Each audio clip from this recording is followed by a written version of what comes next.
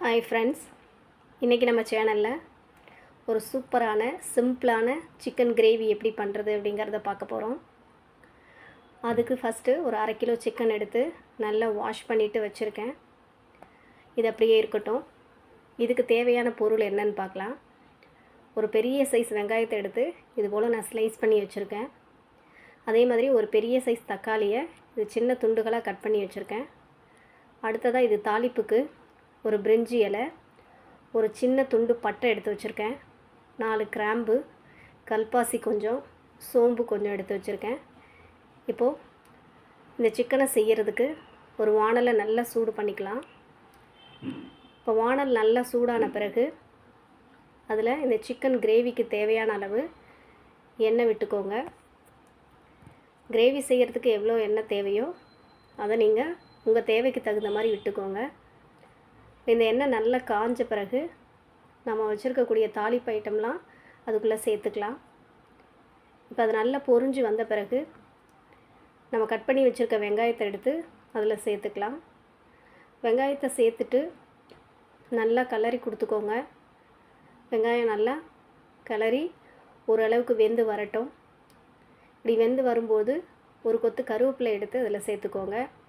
அதையும் நல்லா கலக்கி கொடுத்துக்கோங்க. அடுத்ததாக தானியம் நல்லா ஒரு ப்ரௌனிஷாக வந்த பிறகு இதில் நம்ம கட் பண்ணி வச்சுருக்கக்கூடிய தக்காளியை சேர்த்துக்கோங்க. இந்த தக்காளியை சேர்த்துட்டு அதையும் நல்லா கலக்கி கொடுத்துக்கோங்க. தக்காளி ஓரளவுக்கு நல்லா வெந்து வந்த பிறகு இஞ்சி பூண்டு விழுது ஒரு 1/4 ஸ்பூன் சேர்த்துக்கோங்க. சேர்த்துட்டு நல்லா கலக்கி கொடுத்துக்கோங்க.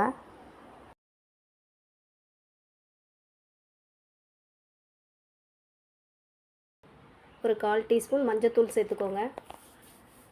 அடுத்ததாக அதில் ஒரு 2 ஸ்பூன் அளவுக்கு குழம்பு மிளகாய்த்தூள். இது நான் வீட்டில் அரைச்சி வச்சுருக்க மிளகாய்த்தூள். ரொம்பவே நல்லாயிருக்கும். கொஞ்சம் காரமாக இருக்கிறதுனால நான் ஒரு 2 ஸ்பூன் மட்டும் சேர்த்துக்கிறேன். நீங்கள் உங்கள் காரத்துக்கு தகுந்த போல் சேர்த்துக்கோங்க. இப்போ அந்த மஞ்சத்தூள் மிளகாத்தூளெல்லாம் சேர்த்துட்டு நல்லா கலக்கி கொடுத்துக்கோங்க. அதுக்கப்புறம் இந்த கிரேவிக்கு தேவையான உப்பு சேர்த்துக்கோங்க. உப்பு சேர்த்து நல்லா கலக்கி கொடுத்துட்டு நம்ம ரெடி பண்ணி வச்சுருக்கக்கூடிய இந்த சிக்கன் துண்டுகள்லாம் எடுத்து வாணலில் போட்டுருங்க. அதுக்கப்புறம் அதையும் நல்லா கலக்கி கொடுத்துக்கோங்க. ஏன்னா அப்போ தான் அந்த மசாலாலாம் சிக்கனில் நல்லா ஒன்று சேர்ந்து கலந்து வரும். இந்த சமயத்தில் கொஞ்சமாக தண்ணி விட்டுக்கோங்க. இந்த சிக்கன் எவ்வளோ உங்களுக்கு கிரேவி எந்த பதத்தில் தேவையோ அதுபோல் நீங்கள் தண்ணியை அதில் சேர்த்துக்கோங்க. கொஞ்சமாக கருவேப்பிலை சேர்த்துக்கோங்க. சேர்த்துட்டு இப்போ மூடி வச்சுடுங்க. ஒரு 5 to 10 மினிட்ஸ் நல்லா வெந்து வரட்டும். இப்போ நல்லா ஓரளவுக்கு வெந்து வந்துருச்சு. இந்த ஸ்டேஜில் நல்லா கலக்கி கொடுத்துக்கோங்க. பாருங்கள், சிக்கன் எவ்வளோ நல்லா சூப்பராக வெந்து வந்திருக்கு. இதெல்லாம் பீஸுகள்லாம் பார்த்திங்கன்னா துண்டு துண்டாக உடையுது. அந்தளவுக்கு நல்லா வெந்து வந்திருக்கு. ஆனால் தண்ணி இன்னும் கொஞ்சம் நேரம் சுண்டி வரணும். அதுக்காக திரும்பவும் மூடி போட்டு ஒரு 10 மினிட்ஸ் மூடி வச்சு வேக வச்சுடுங்க. நல்லா தண்ணியெல்லாம் சுண்டி வரட்டும். திரும்பவும் மூடி எடுத்துட்டு 10 மினிட்ஸ் ஆன பிறகு பார்த்திங்கன்னா இது போல் நல்ல கிரேவியாக வந்திருக்கும். உங்களுக்கு எந்த பதத்தில் தேவையோ அந்த பதத்தில் நீங்கள் சிக்கனை ஆஃப் பண்ணிக்கலாம். இப்போ எனக்கு இன்னும் கொஞ்சம் நேரம் வேகணும். இன்னும் கொஞ்சம் தண்ணி சுண்டினா நல்லாயிருக்கும். ஸோ அதனால் ஒரு 2 மினிட்ஸ் மட்டும் அடுப்பில் வச்சுட்டு நல்லா வெந்து வந்த பிறகு அதில் ஒரு கொத்து கருவேப்பிலையை சேர்த்துக்கிறேன். கடைசியாக சேர்க்குற இந்த கருவேப்பிலை தான் இந்த சிக்கனுக்கு ரொம்பவே டேஸ்ட்டாக நல்ல ஒரு ஃப்ளேவரை கொடுக்கும். அதுக்கப்புறம் ஒரு கொத்து மல்லி இலையை சேர்த்து ஸ்டவ் ஆஃப் பண்ணிடலாம்.